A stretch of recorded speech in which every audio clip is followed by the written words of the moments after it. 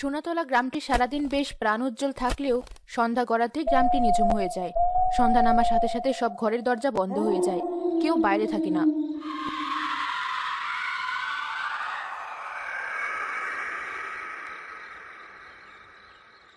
দেখেছিস আজকে আকাশ কত পরিষ্কার, নিশ্চয়ই রাতে অনেক তারা উঠবে। ওটাই লাভ কি? আমরা তো আর দেখতে পাবো না। সেই কবে আবার নানি বাড়ি যাব, তখন রাতের আকাশের তারা দেখতে পাবো, তার আগে না। সে তুই ঠিকই বলেছিস ভাই, এখানে থেকে আমরা রাতের আকাশের কোনো সৌন্দর্যই উপভোগ করতে পারি না। কোনো কিছু ঠিক করে করতে পারি না। আমার এখানে ভালো লাগে না, তাই একটা অজুহাত পেলে নানি বাড়ি যাওয়ার বায়না ধরি। কিন্তু বায়না ধরলেই তো আর তা হয় না। স্কুলের জন্য মা কোথাও যেতে দিতে চায় না। কবে স্কুল বন্ধ হবে সেই আশায় দিন গোনায়। এই দোলা, নয়ন, সন্ধ্যা হয়ে গেছে, তাড়াতাড়ি ঘরে আয়। এখনো তেমন সন্ধ্যা হয়নি মা, আমরা আরেকটু খেলা করে আসছি।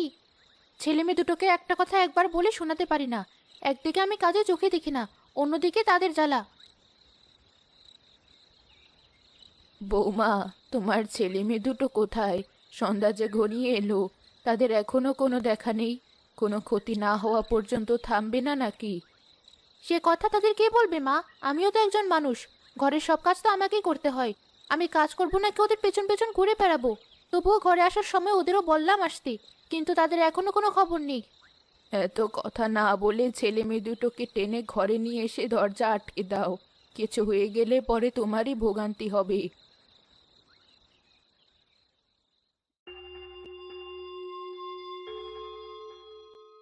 আমি কিন্তু এবার লাঠি নিয়ে আসবো, আর লাঠির বাড়ি একটাও নিচে পড়বে না। এই নয়ন, তাড়াতাড়ি ঘরে চলে এবার, না হলে কপালে খুব দুঃখ আছে আজ। তারা ঘরে চলে গেলে রোজিনা দরজা আটকে দেয়। কারো বাড়ির ছেলে মেয়েদের সন্ধ্যাবেলা ঘরে ফেরার জন্য এতবার বলতে হয় না। তোদের রোজ রোজ এত কথা কেন বলতে হয়? আমাদের খেলতে ইচ্ছে করে তাই। আর একটা কথা যদি বলেছিস, মেরে ঠ্যাং ভেঙে দেব। কথা গায়ে না লাগিয়ে মুখে মুখে তর্ক করা। এবার তোর বাবা শহর থেকে বাড়ি ফিরুক, তারপর দুটোর মজা দেখাবো আমি। খোকার তো আজ আসার কথা ছিল, তা কই এলো না যে? আসার তো কথা ছিল, হয়তো কোনো কাজে আটকে গেছে, তাই আর আসতে পারিনি। তা না হলে এতক্ষণে চলে আসতো।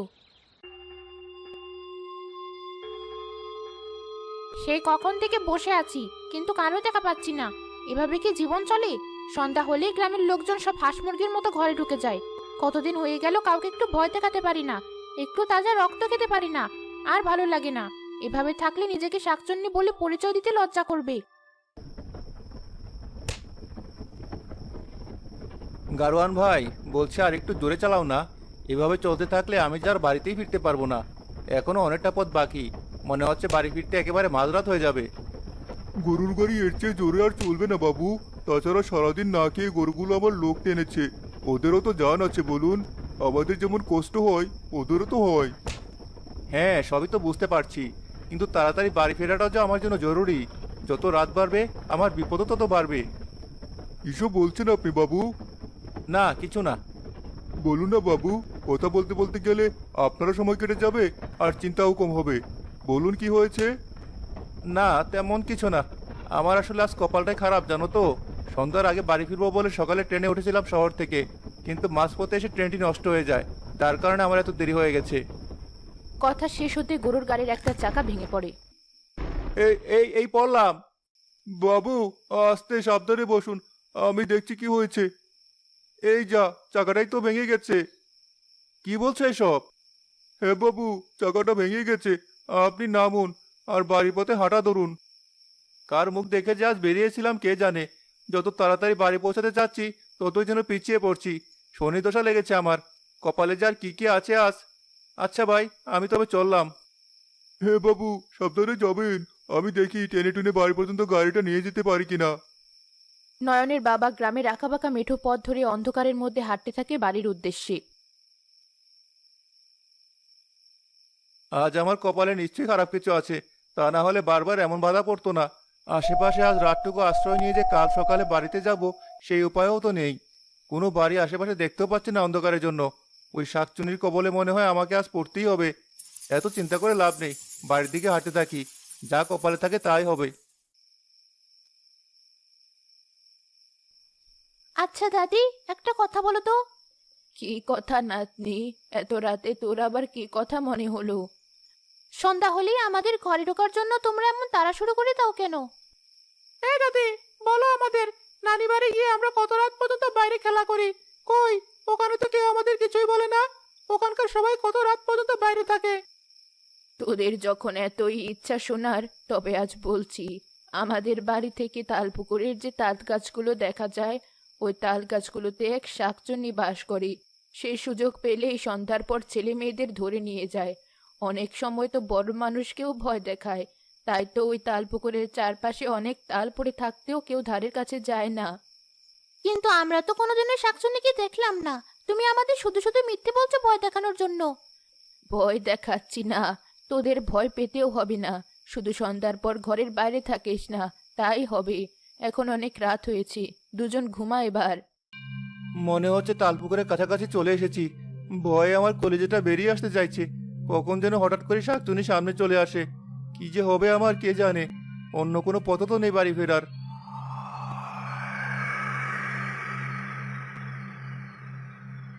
কেমন যেন মানুষ মানুষ গন্ধ লাগছে। মনে হচ্ছে আশেপাশে কোনো মানুষ আছে। দেখি একটু ভালো করে।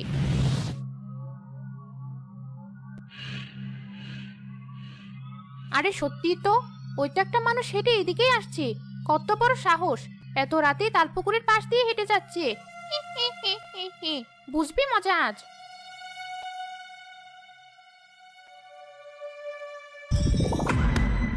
ওরে বাপরে, আমি কি দেখছি? এত লম্বা ভয়ঙ্কর পা! কারো পা এত বড় হয় নাকি? নিশ্চয় এটা ওই শাকচুনির পা হবে। কিরে, আমার পা দেখে ভয় এমন করে কাঁপছিস? আমাকে দেখলে তাহলে কি করবি তুই? আমাকে ক্ষমা করো, ছেড়ে দাও আমাকে। আর কোনোদিন রাতে এই পথে আমি আসবো না। ছেড়ে দেব? তোকে ছেড়ে দিয়ে আমার কি লাভ? শুধু আমার একটা শিকার হাত ছাড়া হয়ে যাবে। তোকে ছাড়া যাবে না। দাঁড়া, তোকে মারার আগে আমার মুখটা একবার তোকে দেখিয়ে নেই। ওরে বাবারে, এ আমি কি দেখলাম? দেখার সাথে সাথে অজ্ঞান হয়ে গেল। ছি ছি, এমন ভীতু লোক এ জীবনে দেখিনি। গ্রামের এত লোকেদের ভয় দেখিয়েছি, আজ পর্যন্ত এমন ভীতু কাউকে পাইনি। এসব ভীতু লোকের মাংস খেলে আমিও ভীতু হয়ে যাব। একে আর খাওয়া যাবে না, এখানেই পড়ে থাক। আমি গিয়ে ঘুমিয়ে পড়ি।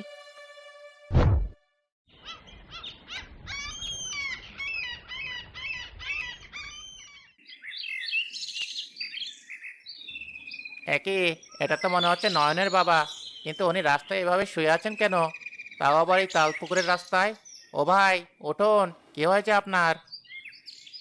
কই কই, কিচ্ছু না। তাহলে এখানে এভাবে শুয়ে আছেন কেন? আপনার কি জানের ভয় নেই? আপনি জানেন না এটা কত খারাপ জায়গা? এখন আমি যদি বলি শাকচুনি ভয়ে আমি অজ্ঞান হয়ে গিয়েছিলাম রাতে, তাহলে আমার মান সম্মান কিছুই থাকবে না। আমাকে বুদ্ধি করে অন্য কিছু বলতে হবে। আসলে সবাই শুধু শাকচুনির গল্প শোনায়, আমি আবার ওসব বিশ্বাস করি না, বুঝলে? তাই গতকাল রাতে আমি এখানে থেকে দেখেছি সত্যি কোনো শাকচুনি আসে কিনা। কিন্তু কোনো শাকচুনি তো এলো না। পরে শেষ রাতের দিকে একটু ঘুমিয়েছি। তার মানে যা গল্প শুনি তার সবই মিথ্যা? আপনি সারা রাত এখানে একা একা কাটালেন, কিন্তু কোনো শাকচুনি এলো না? না, এলো না। মিথ্যা হতে পারে, আবার নাও হতে পারে। না হতে পারে কেন? এই তো আপনি বলেন সারা রাত আপনি এখানে শুয়েছিলেন, কিন্তু কোনো শাকচুনি তো আসেনি। হ্যাঁ, তা আসেনি। হতে পারে আজ রাতে শাকচুনি কোথাও বেড়াতে গিয়েছিল, বা কোথাও দাওয়াত খেতে গিয়েছিল। তা হতে পারে। আচ্ছা, এবার তাহলে আমি আসি। তুমি আবার এসব কথা কাউকে বলতে যেও না।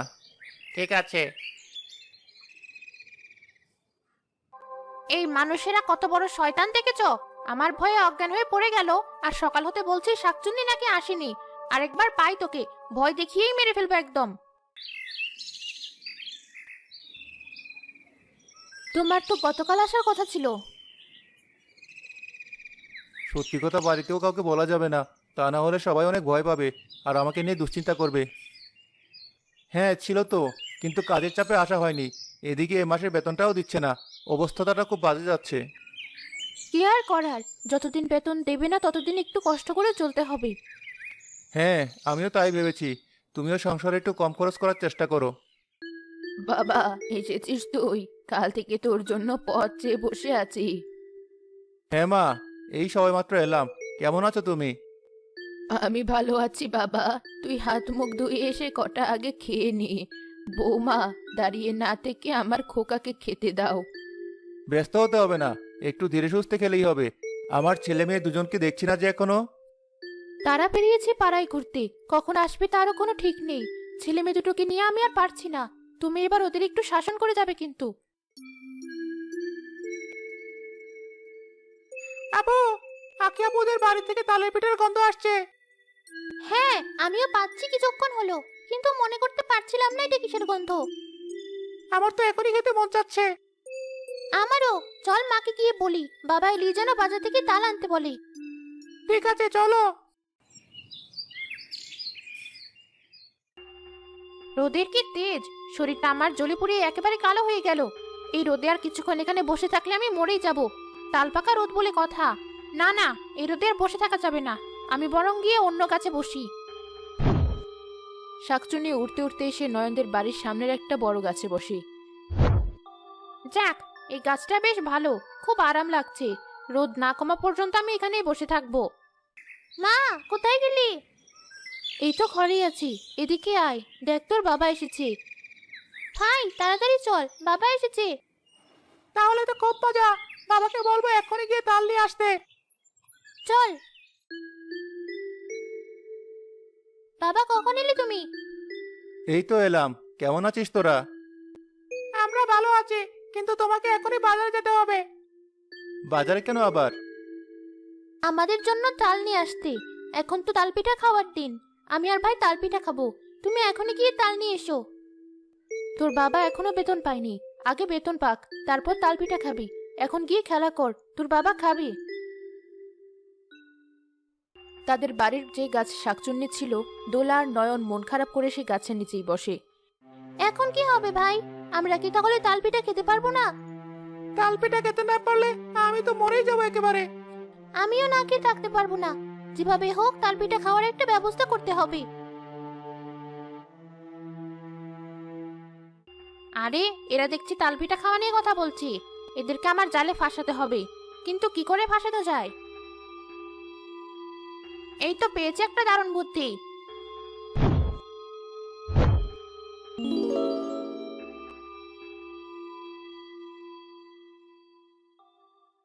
কে বাচ্চারা, তোমরা এমন করে মন খারাপ করে আছো কেন? কি হয়েছে তোমাদের? আমাদের মন খারাপ কেন তা দিয়ে আপনার কি হবে? আর কে আপনি? আপনাকে তো ঠিক চিনতে পারলাম না। কি যে বলো, গ্রামের সব মানুষকে কি আর চিনবে তুমি? আমি এই গ্রামেরই মানুষ। গ্রামের ওই শেষের দিকে আমার ঘর। এই পথে যেতে তোমাদের দেখলাম, দেখে মনে হচ্ছে তোমরা খুব কষ্টে আছো। আমি আবার কোনো ছোট বাচ্চার কষ্ট সহ্য করতে পারি না। এবার বলো কি হয়েছে তোমাদের? যদি তোমাদের কোনো সাহায্য করতে পারি তাহলে আমার অনেক ভালো লাগবে। আসলে আমরা তালের পিঠা খেতে চাই, কিন্তু আমাদের বাবা বেতন পায়নি বলে মা তালের পিঠা বানিয়ে দিতে পারছেন না। এদিকে আশেপাশের সবাই তালের পিঠা খাচ্ছে, তাই আমাদের মন খারাপ। ও, এই কথা! এটা তো খুবই সামান্য বিষয়। তোমরা চাইলেই তো অনেক তালের পিঠা খেতে পারবে। কি বলছেন আপনি এসব? কি করে হবে তা? সে কি, তোমরা জানো না নাকি? তাল পুকুরে কত তাল পড়ে থাকে, আমরা তো সেখান থেকে নিয়ে তাল পিঠা বানিয়ে খাই। অত দাম দিয়ে কি আর তাল কেনা যায়? তাছাড়া ওই তাল পুকুরের তাল খেতেও খুব মজা। অন্য কোনো তাল খেতে এত মজা লাগে না। কিন্তু ওদিকে তো কেউ ভয়ে যায় না, আমাদের মাও আমাদের যেতে দেয় না। ওখানে গেলে নাকি আর কেউ ফিরে আসে না। ওসব মিথ্যা কথা। এই তো সেদিনও আমি কত তাল নিয়ে এলাম। আসলে গ্রামের দুষ্ট লোকেরা চায় ওই মজার তাল শুধু যাতে তারা একাই নিতে পারে, তাই তারা শাকচুনির ভয় দেখিয়ে সবাইকে ওই জায়গা থেকে দূরে রাখে। নয়ন, দোলা, কোথায় গেলি? ভাই, বাবা মনে হয় ডাকছি, চল তাড়াতাড়ি। হ্যাঁ চল। মনে করে তাল পুকুরে এসে তাল নিয়ে যেও কিন্তু। ঠিক আছে।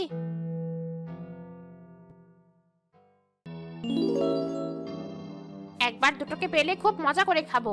কচি খাসির মাংসের মতো মজা লাগবে খেতে।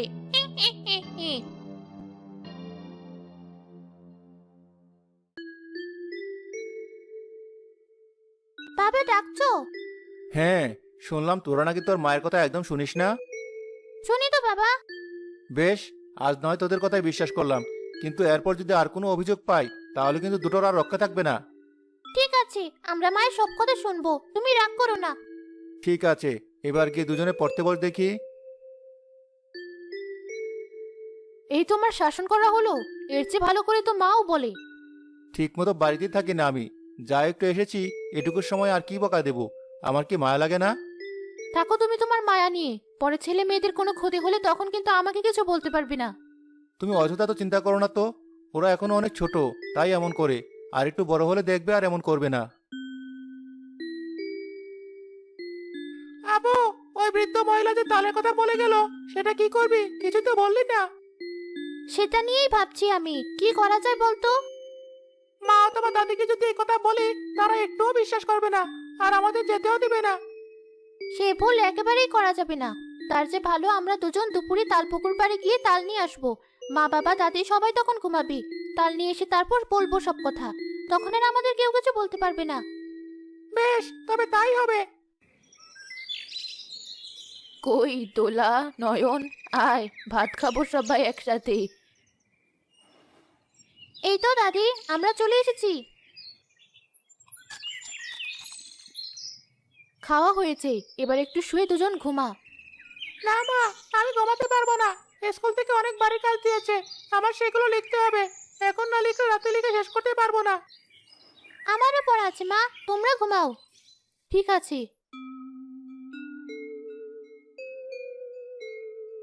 ভাই, সবাই ঘুমিয়ে পড়েছে।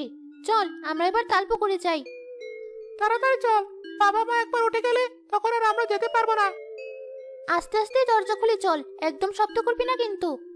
তারা চুপি চুপি পা টিপে টিপে বাইরে বের হয়ে তালপুকুরে চলে যায়। শাকচুনিও তালগাছেই বসেছিল।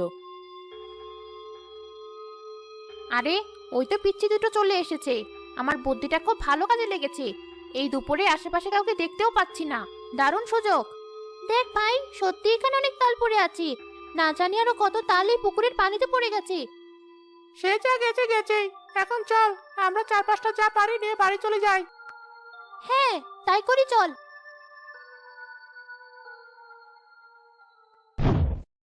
কে পিচ্চিরা, তোদের এত বড় সাহস? তোরা আমার তাল গাছের তাল নিতে এসেছিস? জানিস না এই তাল আমি কাউকে দিই না। আর কেউ লোভে পড়ে এই তাল নিতে এলে আমি তাকেই রেখে দিই। ওরে বাবারে, এ আমি কাকে দেখতে পাচ্ছি? বিশ্বাস করুন, আমরা ইচ্ছে করে এই তাল নিতে আসিনি। একজন বৃদ্ধা বলেছিলেন এই তাল নিলে কিছুই হবে না। তার কথা শুনে আমরা এসেছি। আমাদের দয়া করে যেতে দিন। কোন বৃদ্ধা বলেছিল? এই বৃদ্ধা নাকি? তার মানে আপনি নিজের রূপ পরিবর্তন করে আমাদের এখানে এনেছেন ধরার জন্য? হ্যাঁ, আর এখন আমি তোদের দুজনকে ওই তাল গাছের মাথায় নিয়ে জাদু করে আটকে রাখবো। ভাই, এর সাথে কথা বলে কোনো লাভ নেই। উল্টো আমাদের আরো মরতে হবে। হাতের তাল ফেলে দিয়ে দৌড়ে পালা। দৌড়ে কোথায় পালাবি? আমার হাত থেকে তোরা বাঁচতে পারবি না। শাকচুনি তার হাত লম্বা করে দোলাতের দিকে বাড়িয়ে দেয়। তখনই মসজিদের ইমাম সাহেব তাদের সামনে চলে আসে। সাথে সাথে শাকচুনি তালগাছে উঠে যায়। কি হয়েছে? তোমরা এভাবে দৌড়াচ্ছ কেন? ইমাম সাহেব, আমরা ওই তালপুকুরে তাল নিতে গিয়েছিলাম, আর শাকচুনি আমাদের মেরে ফেলতে চেয়েছিল। তার হাত থেকে বাঁচতে আমরা এভাবে দৌড়াচ্ছি। কি বলছো এসব? তোমরা জানো না এখানে আসা মানা আছে? বাড়ি চলো তোমাদের। ইমাম সাহেব, দয়া করে মা বাবাকে কিছু বলবেন না, তাহলে তারা অনেক রাগ করবে। সে দেখা যাবে, আগে বাড়ি চলো আর সব কথা আমাকে খুলে বলো। নয়ন আর দোলা সব কথা বলতে বলতে বাড়ি আসে। বাবা, ইমাম সাহেব এসেছেন, বাইরে এসো। আসসালামু আলাইকুম। ইমাম সাহেব, আপনি আমার বাড়িতে? ঘরে আসুন। ওয়ালাইকুম আসসালাম। আপনাকে একটা কথা বলতে এসেছি। তার আগে বলুন, আমার কথা শুনে ওদের সাথে রাগ করবেন না আপনি। ঠিক আছে, বলুন। আসলে দোষটা আমারই। আমি যদি সত্যটা ওদের আগে বলতাম, তাহলে আরো জোরা এমন করতো না। কি হয়েছে? নয়নের বাবা এবার তার সাথে ঘটে যাওয়া ঘটনা সবাইকে বলে। এত বড় ঘটনা ঘটেছে, আর তুমি আমাদের কিছুই বললে না? খুব বড় ভুল হয়ে গেছে, সেটা আমি এখন বুঝতে পারছি। ওই শাকচুনির উপদ্রব দেখছি দিন দিন বেড়েই চলছে। এভাবে আমাদের হাত পুড়িয়ে থাকা আর চলবে না। এবার আমাদের কিছু করতে হবে। কি করব আমরা? আসলে এই শাকচুনির শক্তির সাথে আমরা পারবো না, তাই বুদ্ধি দিয়ে কাজ করতে হবে। তুমি গ্রামের সবাইকে ডেকে নিয়ে তালপুকুরে চলো, বাদবাকি কাজ আমি করব। কে হলো এটা? হঠাৎ গ্রামের সবাই এখানে এলো কেন? এর আগে তো কখনো এভাবে সবাই এখানে আসেনি। শাকচুন্নি, এই শাকচুন্নি, সামনে আয় বলছি। এই ইমাম আবার আমাকে কেন ডাকছে? কি হচ্ছে এসব আমার সাথে? না না, আমিও সামনে যাব না। সবাই মিলে আমার কি ক্ষতি করে বলা যায় না। আমি খুব ভালো করে জানি তুই এখানেই আছিস, আর আমার সব কথা শুনতে পাচ্ছিস। তাই ভালো ভালো বলছি, নিজের ক্ষতি না চাইলে এখনই আমার সামনে আয়। এই লোক তো দেখছি সব জানে। যদি আমি না যাই তাহলে হয়তো সত্যি আমার ক্ষতি করবে। কি হলো, তাড়াতাড়ি আয় বলছি। এই তো চলে এসেছি, বল কি বলবি? তুই অনেকদিন এখানে থেকেছিস, তোর আর এখানে থাকা চলবে না। কেন কেন থাকবো না আমি এখানে? বছরের পর বছর আমি এখানে থাকি, এটা আমার জায়গা। এই জায়গা ছেড়ে আমি কোথাও যাব না। যেতে তোকে হবেই, কারণ মানুষ আর শাকচুনি কখনো পাশাপাশি বসবাস করতে পারে না। এই গ্রামে এখন অনেক মানুষ হয়েছে, তাদের সব জায়গায় যাওয়ার প্রয়োজন হয়। তাই তুই আর এখানে থাকতে পারবি না। আর যদি আমার কথা না শুনিস তাহলে বড় হুজুর দেখে তোকে বোতলে বন্দি করব আমরা। ওরে বাবা, বোতলবন্দি? আমার বাবাও তো আজ কত বছর হয়ে গেল নদীতে বোতলবন্দি হয়ে আছে। আমার এদের কথা শুনতে হবে, তা না হলে এরাও আমার একই অবস্থা করবে। ঠিক আছে ঠিক আছে, আমি চলে যাব, কিন্তু আমার একটা শর্ত আছে। বল কি শর্ত? এই তাল গাছগুলোর সব তাল আজ গ্রামের সবাই বাড়ি নিয়ে যাবে। তারপর সবাই তাল পিঠা বানাবে, আর সব বাড়ি থেকে আমার জন্য 20টা করে তাল পিঠাই গাছের নিচে রেখে যেতে হবে। বেশ, তবে তাই হবে। ঠিক আছে, আমি নিজেই তাল পেড়ে দিচ্ছি। শাকচুনি নিজেই সব তাল পেরে নিচে নিয়ে আসে। সবাই খুশি মনে তাল নিয়ে বাড়ি যায় আর পিঠা বানানো শুরু করে।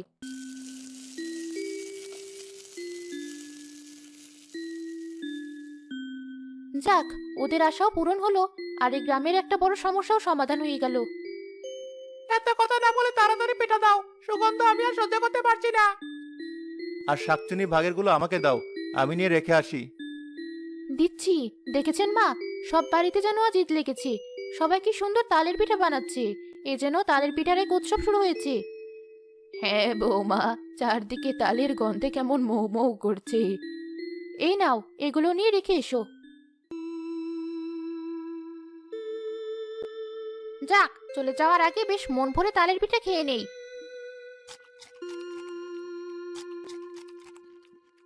খাওয়া শেষ, এবার আমি চলি।